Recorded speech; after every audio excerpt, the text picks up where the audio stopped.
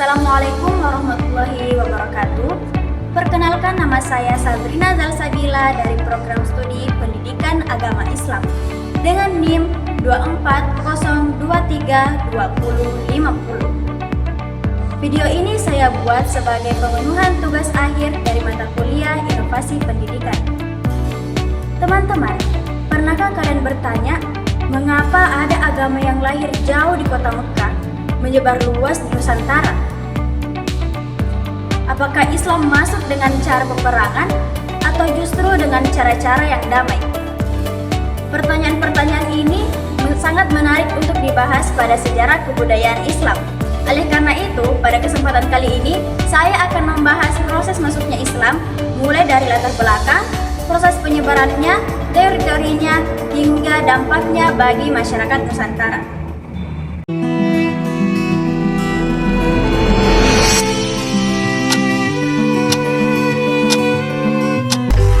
Sebelum membahas bagaimana Islam masuk ke Indonesia, kita perlu memahami terlebih dahulu kondisi Nusantara sebelum kedatangan Islam. Pada masa itu, sebagian besar masyarakat Indonesia menganut agama Hindu dan Buddha. Kerajaan-kerajaan besar seperti Sriwijaya dan Majapahit berkembang sebagai pusat pemerintahan, perdagangan, sekaligus kebudayaan. Selain itu, letak geografis Nusantara yang berada di antara benua Asia dan Australia serta diapit oleh Samudra Hindia dan Samudra Pasifik menjadi wilayah ini sangat strategis. Akibatnya, banyak pedagang dari Arab, Persia, India, hingga Cina singgah di pelabuhan-pelabuhan Nusantara untuk melakukan aktivitas perdagangan.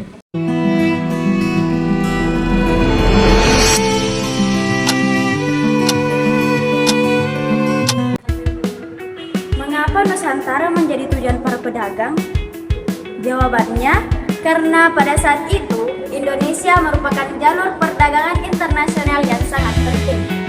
Banyak kapal-kapal dari Arab, Persia, India, hingga Cina singgah di pelabuhan Nusantara untuk membeli rempah-rempah yang memiliki nilai tinggi.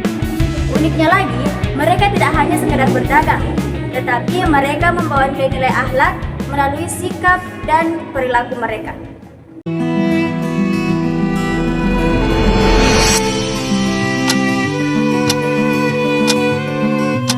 Banyak sejarawan mengatakan bahwa perdagangan merupakan pintu utama masuknya Islam di Indonesia. Pada masa itu, para pedagang memiliki akhlak yang baik.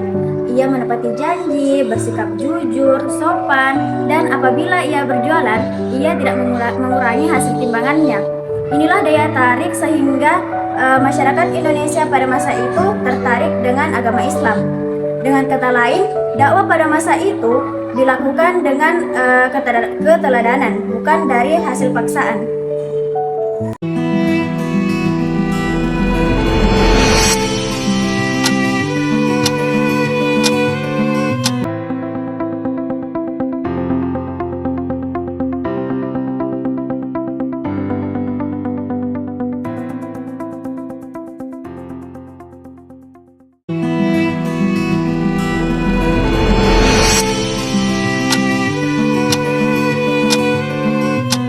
Selain melalui perdagangan, Islam juga berkembang melalui beberapa cara seperti perkawinan, pendidikan, dakwah, dan tasawuf. Melalui perkawinan antara pedagang muslim dan masyarakat setempat, melalui pendidikan dengan berdirinya surau dan pesantren, melalui dakwah para ulama yang mengajarkan tentang penuh hikmah, dan melalui tasawuf yang melakukan pendekatan yang dapat diterima dengan masyarakat setempat.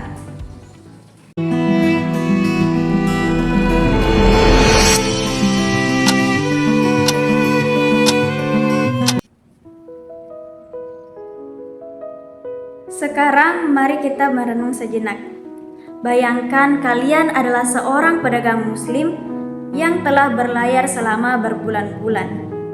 Dan pada akhirnya kalian tiba di pelabuhan Nusantara. Kalian berdagang dengan jujur, berakhlak baik, dan tidak menipu pembeli.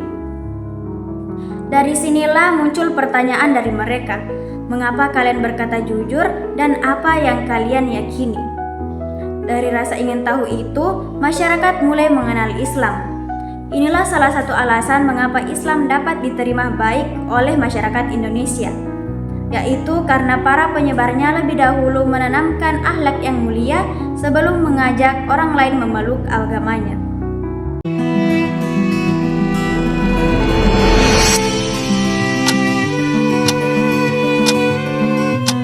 Masuknya Islam membawa perubahan besar bagi kehidupan masyarakat Indonesia. Di bidang pendidikan, lahirlah pesantren sebagai pusat pembelajaran Islam. Di bidang budaya, muncul seni kaligrafi, sastra Islam, dan tradisi keagamaan yang tetap menghargai budaya lokal. Di bidang politik, berdirilah kerajaan-kerajaan Islam seperti Samudra Pasai, Demak, Aceh, Banten, dan Ternate.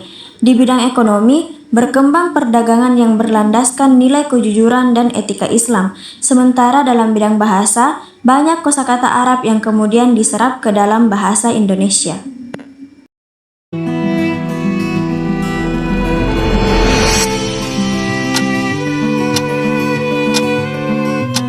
Dari perjalanan sejarah ini, dapat kita pelajari bahwa Islam berkembang tidak hanya melalui perdagangan, tetapi yang paling penting adalah akhlak dari para penyebarnya.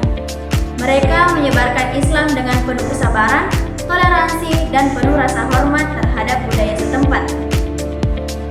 Oleh karena itu, sejarah masuknya Islam di Indonesia mengajarkan kepada kita bahwa dakwah yang paling efektif bukan hanya melalui perkataan, tetapi juga melalui sikap dan perilaku yang baik.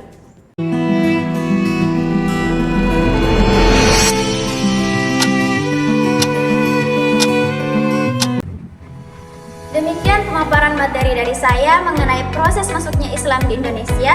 Semoga video ini dapat bermanfaat bagi kita semua dan kita dapat terinspirasi dari akhlak para penyebar agama Islam. Saya Sabrina Salsabila mengucapkan banyak terima kasih atas perhatian yang telah diberikan. Saya akhiri dengan ucapan wabillahi taufiq wa da'wat wal irsyad. Wassalamualaikum warahmatullahi wabarakatuh.